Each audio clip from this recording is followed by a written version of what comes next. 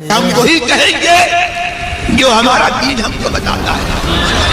عمل کرو تو تمہارا بھلا ہے، نہیں کوئی عمل کرے تو نقصان ہمارا نہیں ہے. اسی رحمۃ اللہ تعالی وبرکاتہ. نحمده ونصلي ونسلم على رسوله الكريم اما بعد فاعوذ بالله من الشيطان الرجيم. بسم الله الرحمن الرحيم.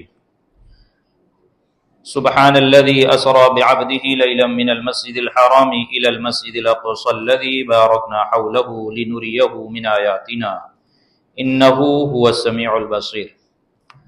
صدق الله العلي العظيم وصدق رسوله النبي الأمين المتين الكريم ونحن على ذلك لمن الشاهدين والشاكرين والحمد لله رب العالمين.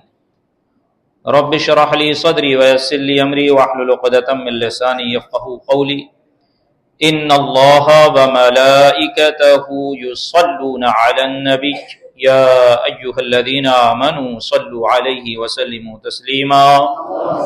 اللهم صل على سيدنا مولانا محمد معدن الجود والكرم وآله وبارك وسلم. صلاة وسلاما عليك يا رسول الله، صلاة وسلاما عليك يا حبيب الله، صلی اللہ تعالی علیہ وبارک وسلم تسلیما دائما ابدا. یا خدا بہر جناب مصطفیٰ امداد کن، یا رسول اللہ از بہر خدا امداد کن، یا شفیع المذنبین، یا رحمتا للعالمین، یا امان الخائفین، یا ملتجا امداد کن. مرتضی شیر خدا مرحب کشا خیبر کشا سرورا لشکر کشا مشکل کشا امداد کن. قادری امنع رہے یا غوث اعظم می صنم، دمزہ شاہ برکت اللہ قطب عالم می صنم، دمزہ شیخ احمد رضا خان قطب عالم می صنم، دمزہ شیخ اختر رضا خان قطب عالم می صنم. سیدی سرکار اعلی حضرت مجدد دین و ملت الشاہ امام احمد رضا فاضل بریلوی نور اللہ مرقدہ کیا خوب ارشاد فرماتے ہیں. وہ سرور کشور رسالت جو عرش پر جلوگر ہوئے تھے، نئے نرالے طرب کے ساما عرب کے مہمان کے لیے تھے. اور تبارک اللہ شان تیری تجھی کو زیبا ہے بے نیازی، کہاں وہ جوش لن ترانی کہاں تقاضے وصال کے تھے. عزیزان ملت اسلامیہ، رفیقان گرامی، اتنا وقت نہیں کہ اشعار کی تشریح کروں، اور وقت بھی بڑا مختصر کیونکہ 12:51 کو پر وقت ظہر شروع ہو رہا ہے، اور جو وقت ظہر ہے عند الاحناف وہی وقت جمعہ ہے. کچھ ضروری باتیں انشاءاللہ معراج کے حوالے سے، اور نبی پاک صاحب الاولاق صلی اللہ تعالی علیہ وسلم نے جو شب معراج سیر کی ہے، اور اس سیر میں اللہ تبارک و تعالی نے آپ کو جنت کے مشاہدات بھی کرائے، اس کے انعامات بھی دکھائے، اور جہنم میں ہونے والے عذاب بھی آپ نے مشاہدہ فرمائے. اور وہاں پر انعامات اور جو عذابات آپ نے دیکھیں انشاءاللہ مختصر انداز میں اس کو بیان کرنے کی کوشش کروں گا. پھر اس کے بعد اعلان بھی ہے، اس پر بھی کچھ گفتگو کرنی ہے، تو اس لیے بلا تمہید و تمثیل میں اپنی گفتگو کا آغاز کر رہا ہوں. آپ بغور سماعت فرمائیں. اور یہ شب معراج اور شعبان اور رجب کا میسج سمجھ کے اپنی زندگی میں اسے اتارنے کی کوشش کریں، کیونکہ بہت سی جگہوں پر چاند ہو گیا ہے. ابھی ممبئی میں شہادت نہیں ہے، انشاءاللہ ہو جائے گی. تو ابھی فی الحال ہم 30 رجب میں ہیں. جب شہادت آ جائے گی تو 1 شعبان اور آنے والی شب 2 شعبان کی شب ہوگی.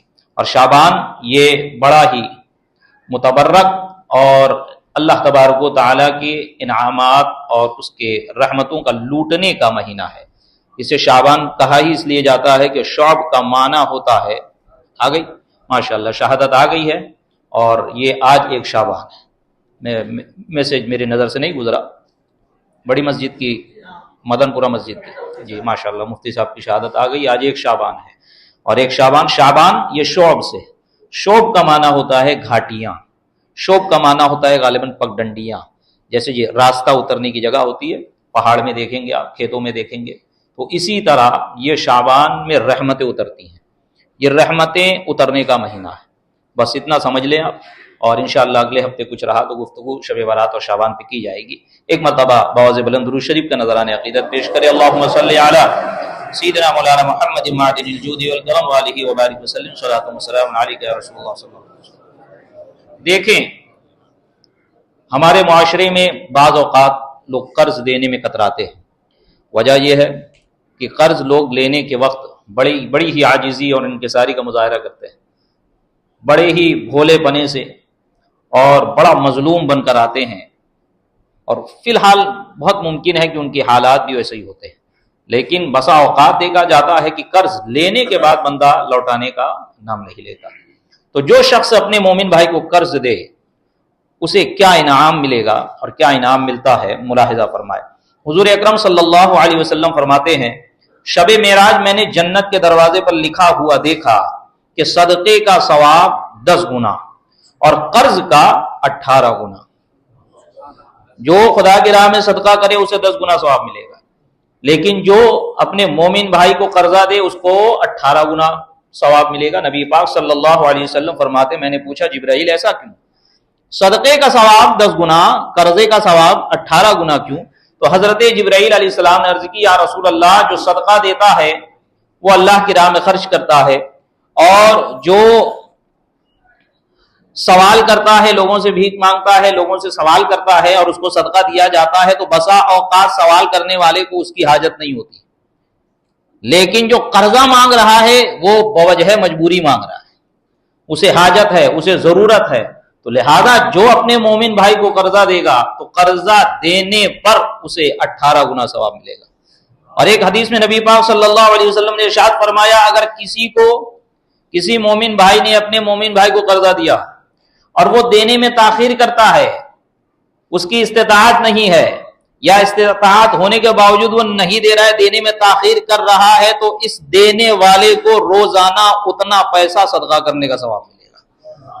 آپ نے کسی کو 1 لاکھ روپیہ دیا اور وہ 1 لاکھ لوٹانے کی استطاعت نہیں رکھتا یا نہیں لوٹا رہا، استطاعت کی قید میں نہیں لگاتا، حدیث میں استطاعت کی قید نہیں ہے، اگر وہ نہیں لوٹا رہا ہے، لوٹانے میں تاخیر کر رہا ہے، تو اس دینے والے کو ہر روز 1 لاکھ روپیہ صدقہ کرنے کا ثواب ملے گا۔ خیر آگے سنیں، حضرت ابراہیم علیہ السلام نے اس امت کو سلام کہا جب نبی پاک صاحب الاولاق صلی اللہ علیہ وسلم کی ملاقات حضرت ابراہیم علیہ نبینا علیہ الصلوۃ والتسلیم سے شب معراج ہوئی، اور آسمان دنیا پر جب حضرت ابراہیم علیہ نبینا علیہ الصلوۃ والتسلیم سے نبی پاک صلی اللہ علیہ وسلم کی ملاقات ہوئی تو آپ نے عرض کی یا رسول اللہ اپنی امت کو میرا سلام کہنا۔ ارے کہو سبحان اللہ۔ حضرت ابراہیم علیہ نبی جی نے علیہ الصلوۃ والتسلیم امت کو سلام بھیج رہے ہیں، اس پہ بھی سبحان اللہ نہیں بولو گے تو کب بولو گے؟ اور سنو آگے کیا فرما رہے ہیں، یا رسول اللہ اپنی امت سے جا کر کہنا کہ یہ جنت کی زمین بڑی عریض ہے اور یہاں کی مٹی بڑی میٹھی ہے اور یہاں کا پانی بڑا میٹھا ہے، لیکن یہ جنت کی زمین کو باغبانی کی ضرورت ہے، خالی پڑی ہے۔ یہ جنت کی زمین خالی پڑی ہے اور اس کی باغبانی، اس کی کاشت کیسے ہوگی؟ تو فرمایا سبحان اللہ والحمدللہ ولا الہ الا اللہ واللہ اکبر جو کہے گا اس کی باغبانی ہوتے جائے گی۔ تو زیادہ سے زیادہ تسبیح بیان کرے، اور جب مقرر یا نعت خواہ تقریر کرے، نعت پڑھے تو اس کو داد دینے کی نیت سے نہیں بلکہ تسبیح پڑھنے کی نیت سے سبحان اللہ کہے۔ عموماً جمعہ میں لوگ آتے ہیں سنجیدگی سے سننے کے لیے، اس لیے میں بھی سنجیدگی سے بیان کرتا ہوں اور ہونا بھی چاہیے، لیکن سوئے نہ، ذہن کھول کر اور بیدار رکھ کر سنیں تو انشاءاللہ ہم کو اس کا اجر دنیا ہی میں دیکھنے کو ملے گا، کیونکہ بندہ جب سنے گا تو اس کو اپنے اندر اتارنے کی کوشش کرے گا۔ اب یہ دیکھیں ذکر الہی کی برکتیں، اب یہ انعامات انشاءاللہ اس کے بعد وہ بھی بیان کروں گا جو نبی پاک صلی اللہ علیہ وسلم نے وہاں پہ جو مشاہدہ کیا جہنم کے عذابوں کا۔ شب معراج حضور اکرم صلی اللہ علیہ وسلم کا گزر ایک ایسے شخص کے پاس سے ہوا جو عرش کی نور میں چھپا ہوا تھا۔ آپ میری طرف متوجہ رہیں، ان کو اپنا کام کرنے دیں۔ جو عرش کی نور میں چھپا ہوا تھا، آپ صلی اللہ علیہ وسلم نے فرمایا یہ کون ہے؟ کیا کوئی فرشتہ ہے؟ جواب ملا نہیں۔ کیا کوئی نبی ہے؟ انبیاء میں سے کوئی ہے؟ جواب ملا نہیں۔ آپ نے پوچھا یہ کون ہے؟ بتایا گیا کہ یہ وہ شخص ہے کہ دنیا میں اس کی زبان ذکر الہی سے ہمیشہ تر رہتی تھی، اس کا دل مسجد میں لگا رہتا تھا، اس دنیا میں اس کی زبان ذکر الہی سے تر رہتی تھی، اس کا دل مسجد میں لگا رہتا تھا، کیونکہ مومن کی نشانی یہی ہے۔ نبی پاک صلی اللہ علیہ وسلم نے مومن اور مسجد کی مثال ایسی دی جیسے کہ مچھلی اور پانی، کہ جب مچھلی کو پانی سے نکالا جائے تو تڑپتی ہے پانی میں جانے، جب مومن مسجد سے نکلے تو تڑپے واپس مسجد میں آنے۔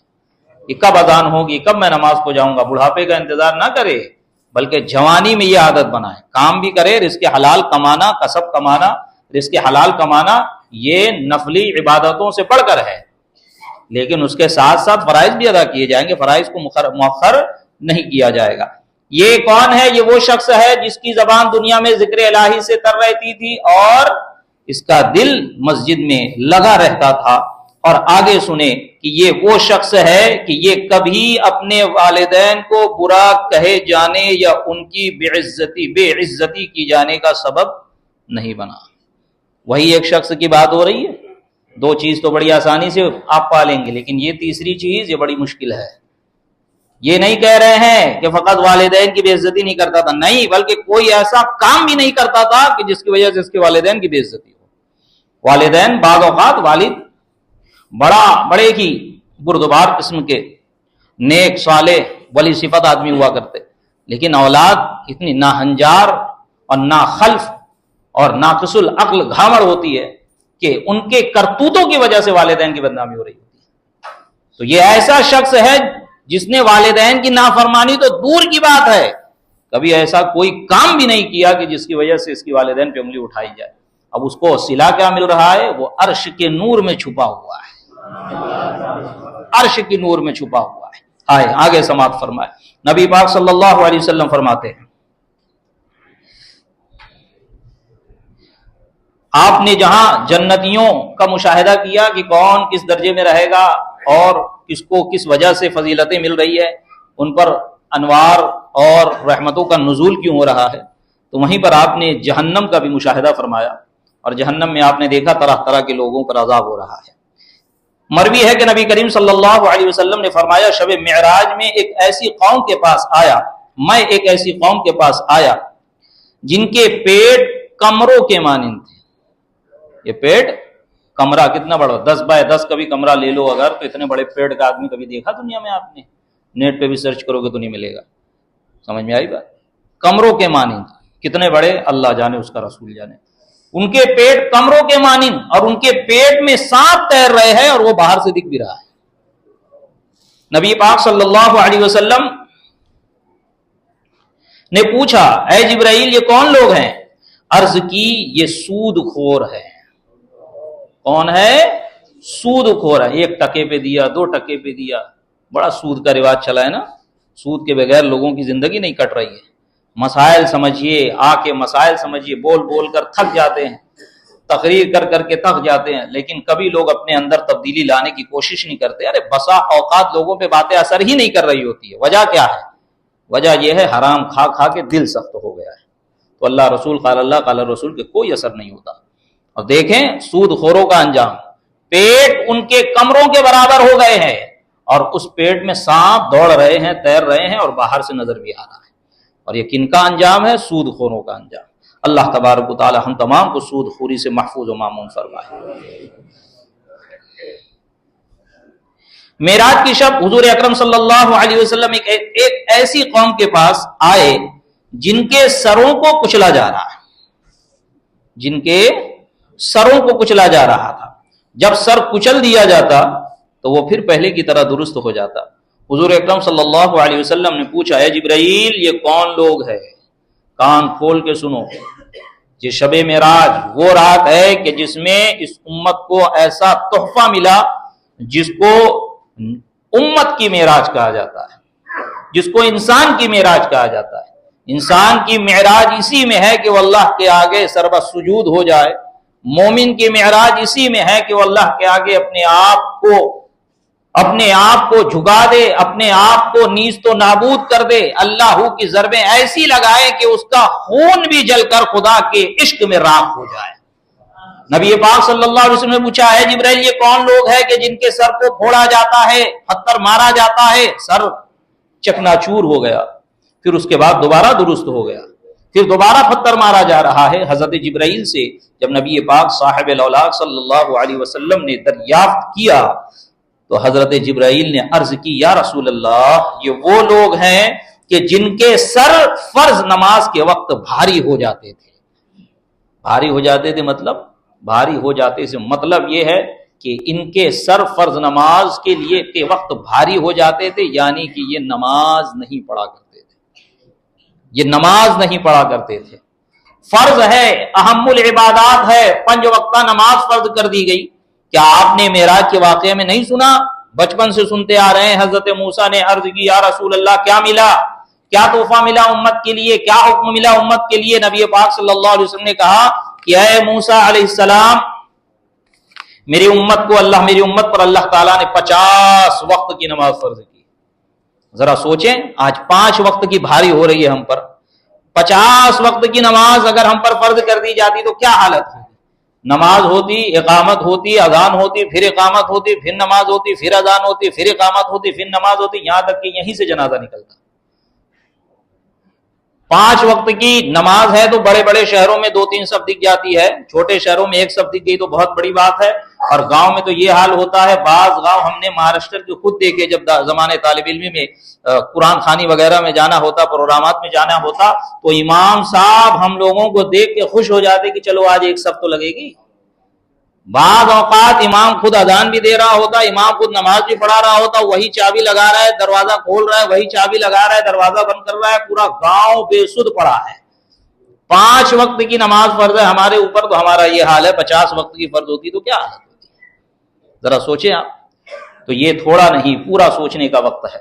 اسی لیے میں کہتا ہوں کہ ممبر سے آدھے گھنٹے 1 گھنٹے 20 منٹ میں پورا اسلام بیان نہیں کیا جا سکتا. زیادہ سے زیادہ آپ کو ایکٹیو کیا جا سکتا ہے، آپ کو زیادہ سے زیادہ اس کی طرف راغب کیا جا سکتا ہے. آپ کی ذمہ داری ہے دینی تعلیم حاصل کرے. اگر جمعہ کے سہارے رہو گے کہ حضرت اگلے ہفتے کچھ اور بیان کریں گے، جمعہ سے پہلے انتقال کر گئے تو جمعہ سے پہلے انتقال کر گئے، اس کا جواب کون دے گا؟ جو کمائے ہو اس کا بھی حساب دینا پڑے گا، جو نہیں سیکھے اس کا بھی حساب دینا پڑے گا. اور تھوڑا کم کما لو گے اور زیادہ دین سیکھ لو گے تو جو کمائے ہو اس کا کم حساب دینا پڑے گا، اور جو دینی تعلیم حاصل کیے ہو یہاں بھی کام آئے گی، قبر میں بھی کام آئے گی، حشر میں بھی کام آئے گی. تو لہذا ہم پر جو لازم ہے، جس طرح نماز فرض ہے، نماز بھی پڑھیں. اور یہ دیکھیں رجب، شعبان، رمضان یہ سب رحمت و انوار کی بارش میں نہانے کے مہینے ہیں، اپنے آپ کو سدھارنے کے مہینے ہیں. جو دل پراگندہ ہو گیا ہے اور جو دل سیاہ ہو گیا ہے اس کو اللہ تبارک و تعالیٰ کی ذکر و اذکار کے ذریعے، تلاوت کے ذریعے اس کو سیقل کرنے کا وقت ہے. سیقل کرنا، سواد سے سواد بڑا قاف یا لام، سیقل کرنا. سیقل کرنا کہتے ہیں جب دیکھیں بقرعید قریب آتی ہے تو ہم لوگ چھری چاقو نکالتے ہیں نا، پھر جا کے اس کو کیا کرتے ہیں؟ دھار لگاتے ہیں. اس کو کہتے ہیں سیقل کرنا، کہ دھار لگاتے ہیں، اس کو دھار لگا کر چمکاتے ہیں، اس کو صاف کرتے ہیں. جب یہ دل گندا ہو جاتا ہے تو نبی پاک صلی اللہ علیہ وسلم نے فرمایا ذکر کرو، قرآن کی تلاوت کرو، ضربے لگاؤ، سیقل کرو اور اس کو صاف کرو. اسی کو کہتے ہیں تزکیہ نفس، اسی کو کہتے ہیں تصفیہ قلب، اسی کو کہتے ہیں قلب کی صفائی.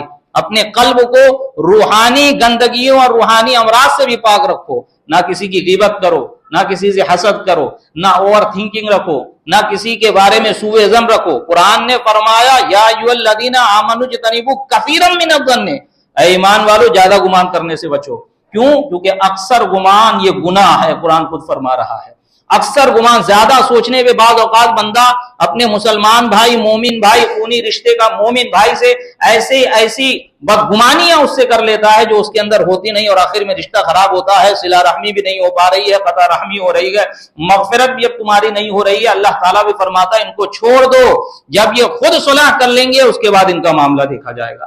تو کتنی بڑی محرومی کی اور کتنی بڑی محرومی کی بات ہے کہ ہم اللہ کی رحمت سے محروم ہو جائے. تو لہذا اپنے دل کو ہر طرح کی برائیوں سے صاف کرو اور نماز کی کثرت کرو، اور نماز پڑھنے کے طرف، نماز کی طرف، نیکی کی طرف اپنے دل کو راغب کرو، اور اپنے دل کو ایمان پر ثابت قدم رکھو، اور اللہ کی رسی کو، جس کو اللہ تعالیٰ نے فرمایا وَاعْتَصِمُوا بِحَبْلِ اللَّهِ جَمِيعًا وَلَا تَفَرَّقُوا، سختی کے ساتھ اللہ کی رسی کو پکڑو اور اس پر جمے رہو، اور اللہ کے دین، اس کے مذہب اور اس کے بتائے ہوئے راستے پر، جس کو اس نے صراط مستقیم کہا، جس کو ہمارے علماء فقہا ائمہ نے مسلک اہل سنت کہا، جس کو تعبیر کے لیے مسلک اعلی حضرت کہا جاتا ہے، اس پر قائم رہو، چاہے آپ کا کیسا ہی قریبی رشتہ دار یا بھائی دوست احباب کیوں نہ ہو۔